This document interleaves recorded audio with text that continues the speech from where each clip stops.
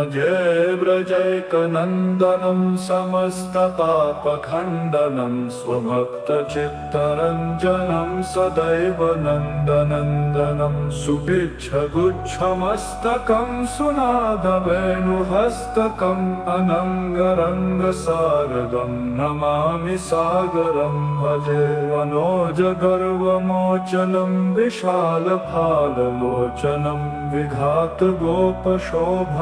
नमामि पद्मलोचनं करारविन्दभूधरं स्मितावलोकसुन्दरं महेन्द्रमानदारणं नमामि कृष्णवारणं कदम्बसूनकुण्डलं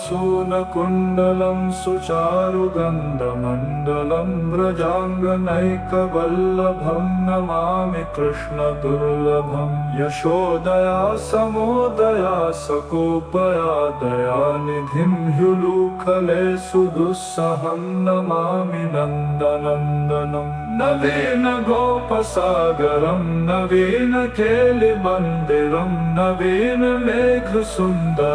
भजे व्रजैकमन्दिरं सदैव पादपङ्कजं मदीयमानसे निजं ददाति नन्दबालकः समस्तभक्तपालकः समस्तगोपसागरीहदं व्रजैकमोहनं नमामि कुञ्जमध्यगं प्रसूनबालशोभनं दृगन्तकान्तलिङ्गनं सहासबालसङ्गिनं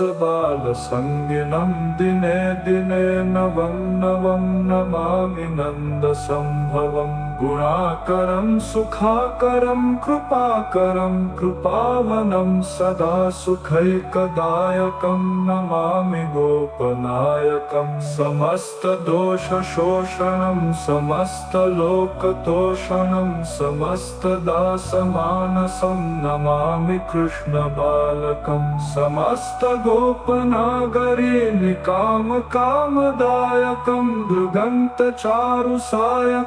नमामि वेणुनायकं भवो भवावतारकं भवाब्धिकर्णधारकं यशोमते किशोरकं नमामि दुग्धचोरकं विमुग्धमुग्धगोपिका मनोजदायकं हरि नमामि जम्बुकानने प्रवृद्धवह्निपायनं यथा तथा यथा तथा तथैव कृष्ण सर्वदा मया सदैव गीयतां तथा कृपा विधीयताम्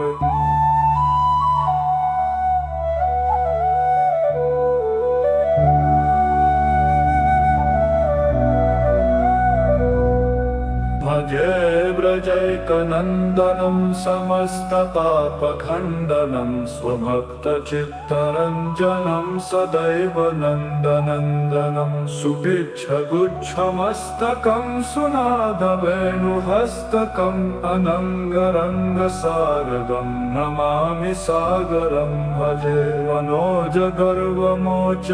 विशालफाललोचनं विघातगोपशोभनं नमामि पद्मलोचनं करारविन्दभूधरं स्मितावलोकसुन्दरं महेन्द्रमानदारणं नमामि कृष्णवारणं कदम्बसूनकुण्डलं सुचारुगन्धमण्डलं व्रजाङ्गनैकवल्लभं नमामि कृष्णदुर्लभं यशोदया समोदया सकोपया दयानिधिं ह्युलूखले सुदुस्सहं नमामि नन्दनन्दनं नवीनगोपसागरं नवीनकेलिमन्दिरं नवीनमेघसुन्दरं भजे व्रजैकमन्दिरं सदैव पादपङ्कजं मदीयमानसे निजं ददाति नन्दबालकः समस्तभक्तपालकः समस्तगोपसागरीहदं व्रजैकमोहनं नमामि कुञ्जमध्यगं प्रसूनबालशोभनं दृगन्तकान्तलिङ्गनं सहासबालसङ्गिनं दिने दिने नवं नवं नमामि नन्दसम्भवम् गुणाकरं सुखाकरं कृपाकरं कृपावनं सदा सुखैकदायकं नमामि गोपनायकं समस्तदोषशोषणं समस्तलोकतोषणं समस्तदासमानसं नमामि कृष्णबालकं समस्तगोपनागरी निकामकामदायकं दृगन्तचारुसायकं नमामि वेणुनायकं भवो भवावतारकं भवाब्धिकर्णधारकं यशोमते किशोरकं नमामि दुग्धचोरकं विमुग्धमुग्धगोपिका मनोजदायकं हरि नमामि जम्बुकानने प्रवृद्धवह्निपायनं यथा तथा तथैव कृष्ण सर्वदा मया सदैव गीयतां तथा कृपा विधीयताम्।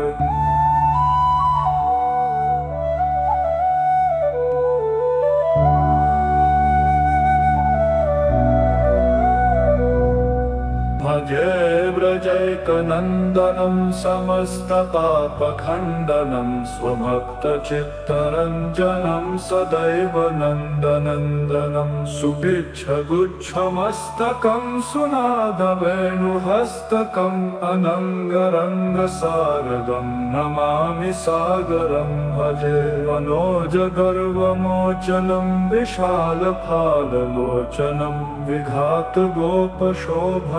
नमामि पद्मलोचनं करारविन्दभूधरं स्मितावलोकसुन्दरं महेन्द्रमानदारणं नमामि कृष्णवारणं कदम्बसूनकुण्डलं सुचारुगन्धमण्डलं व्रजाङ्गनैकवल्लभं नमामि कृष्णदुर्लभं यशोदया समोदया सकोपया दयानिधिं ह्युलूखले सुदुस्सहं नमामि नन्दनन्दनं नवीन गोपसागरं नवीन केलिमन्दिरं नवीन मेघसुन्दरं भजे व्रजैकमन्दिरं सदैव पादपङ्कजं मदीयमानसे निजं ददाति नन्दबालकः समस्तभक्तपालकः समस्तगोपसागरीहदं व्रजैकमोहनं नमामि कुञ्जमध्यगं प्रसूनबालशोभनं दृगन्तकान्तलिङ्गनं सहासबालसंज्ञनं दिने दिने नवं नवं नमामि नन्दसम्भवं गुणाकरं सुखाकरं कृपाकरं कृपावनं सदा सुखैकदायकं नमामि गोपनायकं समस्तदोषशोषणं समस्तलोकतोषणं समस्तदासमानसं नमामि कृष्णबालकं समस्तगोपनागरी निकामकामदायकं